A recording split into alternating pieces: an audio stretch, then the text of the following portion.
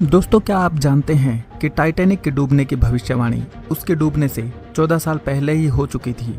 बात सन 1898 की है, जब मॉर्गन रॉबर्टसन नाम के एक राइटर ने एक नोवेल लिखा था जिसका नाम था the rack of the Titan, जिसमें एक विशालकाय जहाज के डूबने का वर्णन किया गया था।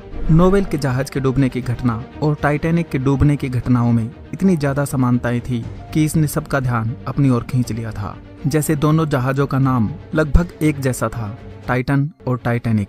दोनों ही जहाज अपने समय के सबसे बड़े जहाज थे। दोनों ही जहाजों को अनसिंकेबल कहा जाता था, लेकिन दोनों ही जहाज डूब गए, टाइटैनिक अपनी पहली यात्रा में और टाइटन अपनी तीसरी यात्रा में। टाइटैनिक जहाज की लंबाई थी 883 फीट और टाइटन की 800 फीट। टाइटैनिक का वजन 46,328 टन था और नोवेल के टाइटन का वजन था 45,000 टन।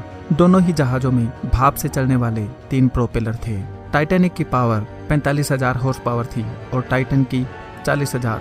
दोनों जहाजों के डूबने का कारण भी एक ही था, आइसबर्ग से टक्कर। टाइटैनिक से आइसबर्ग की टक्कर के समय उसकी रफ्तार थी 22.5 नॉट्स और टाइटन की 25 नॉट्स। नोवेल के टाइटन पर 24 लाइफ बोट्स थी और टाइटैनिक पर 20। टाइटन पर कुल लोगों की संख्या 2500 थी और टाइटैनिक पर 2200। टाइटैनिक इंग्लैंड से न्यूयॉर्क के लिए रवाना हुआ था और टाइटन न्यूयॉर्क से इंग्लैंड के लिए। यहाँ तक कि दोनों जहाजों के डूबने की जगह भी एक ही थी और समय भी एक ही था। यह जानकारी आपको कैसी लगी कमेंट्स में बताएं और ऐसे और इन्फॉर्मेटिव वीडियोस के लिए चैनल को सब्सक्राइब करें।